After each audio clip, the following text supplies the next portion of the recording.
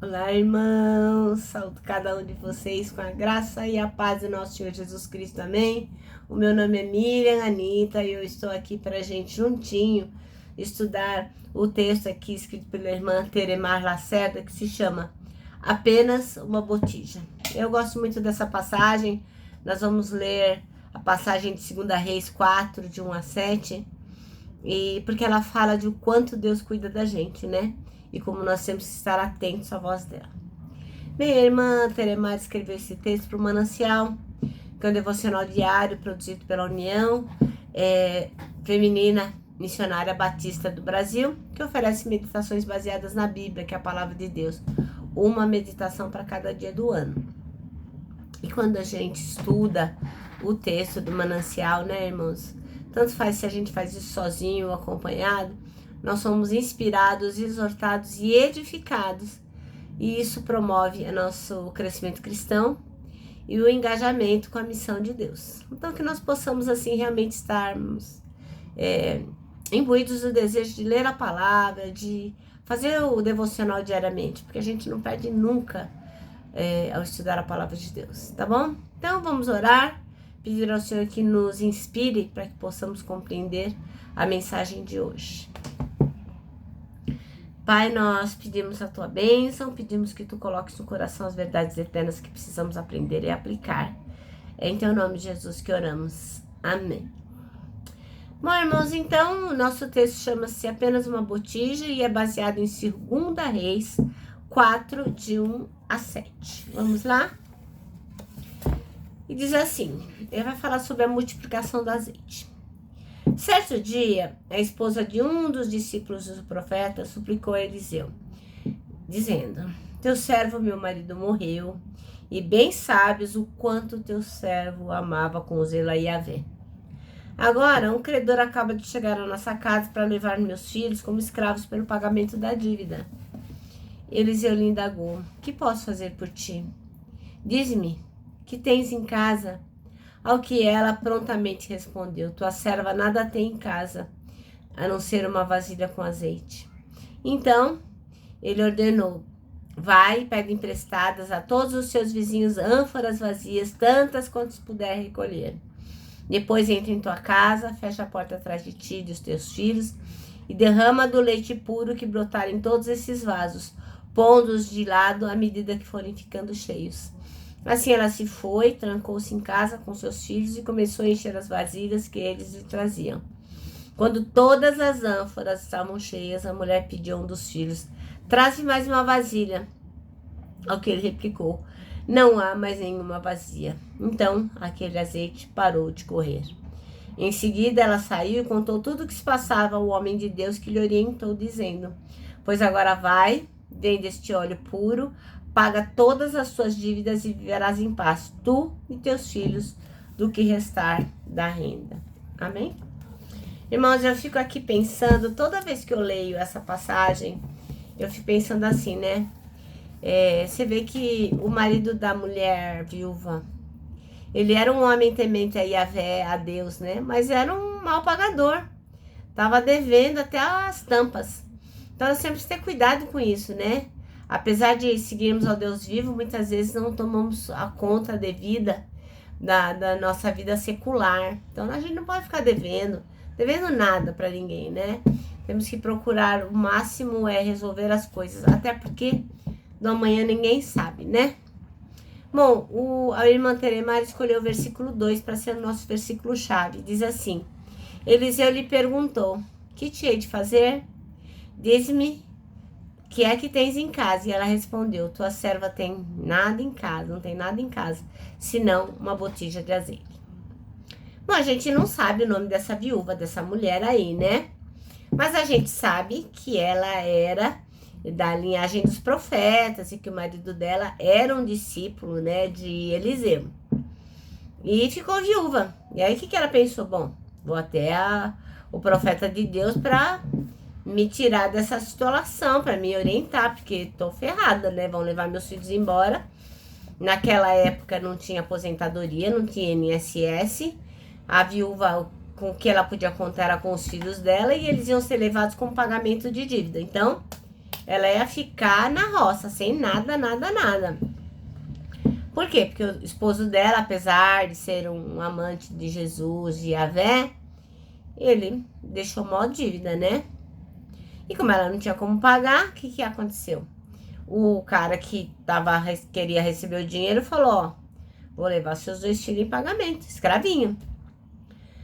Bom, eu imagino o desespero dessa mulher, né? Quem não ficaria desesperada só de pensar, né, ó, o coração.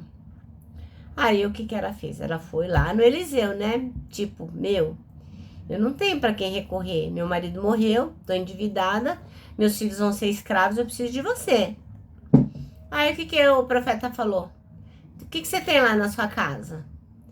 E ela disse, ó, não tenho nada. Só tenho uma botija de azeite. É gozado, né? É importante a gente saber que o azeite, ele tinha uma função, assim, primordial naquela época, né? Ele servia de remédio, alimento, ele servia para acender as lâmpadas, ele servia de lubrificante, moeda de troca. Enfim, o que a mulher tinha era só uma botija de azeite. Parecia muito pouco, né? Apesar de ser um líquido muito importante. Mas o que a mulher não sabia? É a forma como Deus ia mudar a vida dela totalmente por meio da palavra desse profeta, desse homem de Deus, né? Aí o que o amigo falou, né? O profeta, que nem a gente leu. Vai lá e pede emprestado um monte de vasilha, pede lá pro povo. Mas ela não ficou, né? Tipo, mas por quê? O que você vai fazer? Não tô entendendo. Não, ela foi e obedeceu. É o que eu sempre falo. A bênção reside na obediência.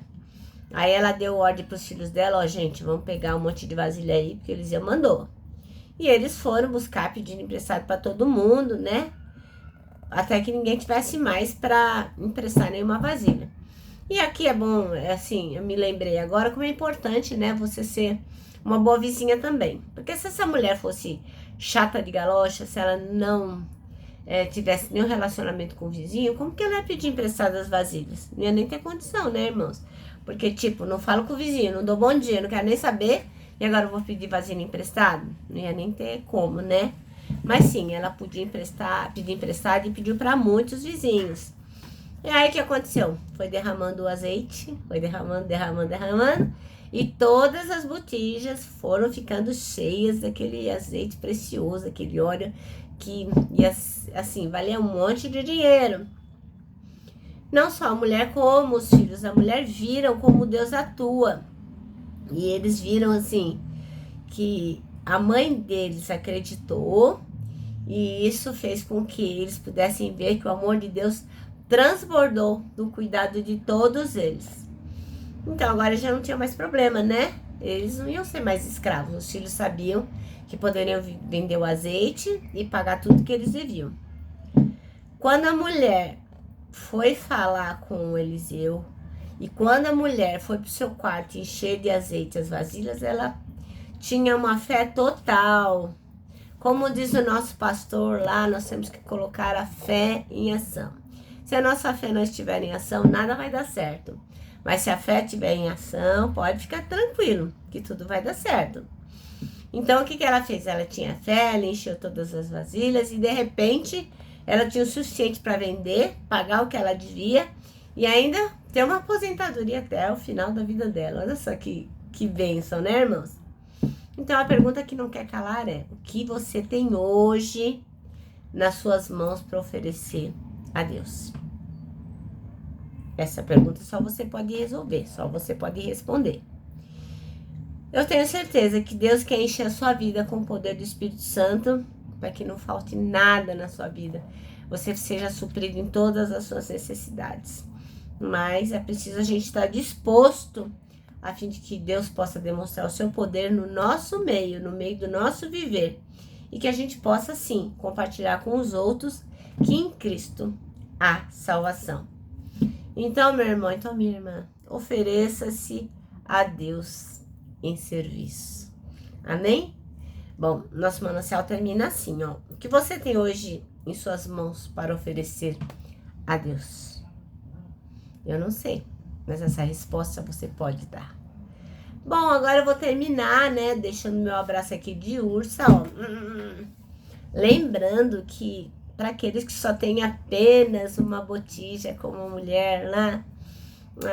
Para nós que cremos que essa botija pode ser abençoada, para nós o abraço dá super mega certo.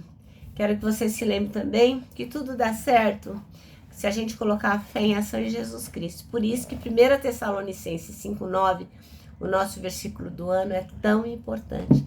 Porque Deus não nos destinou para ira, mas para recebermos a salvação por meio de nosso Senhor Jesus Cristo. Ai, que maravilha, né, irmãos? Bom, agora sim, agora eu me despeço com a frase do ano, que é: não tema, Deus já está lá.